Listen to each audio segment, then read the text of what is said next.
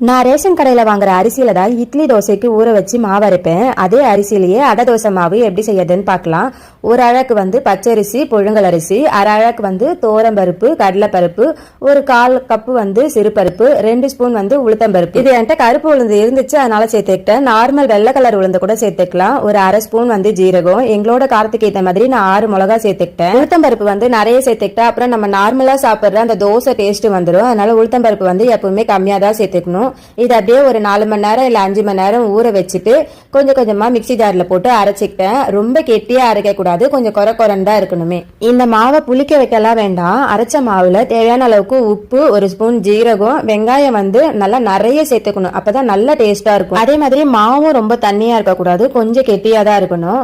தோசை கல்லுல இந்த மாதிரி தோசையை ஊத்திட்டு திருப்பி போடும்போது இந்த மாதிரி கலர்ல இருக்கணும். திருப்பி போட்டதுக்கு அப்புறமும் நல்லா வெந்திருக்கணும். இந்த அடைக்கு காரமா இருக்க சட்னி, அதாவது கார சட்னி இல்ல பூண்டு சட்னி எல்லாம் வச்சு சாப்பிடும்போது நல்ல டேஸ்டா இருக்கும்.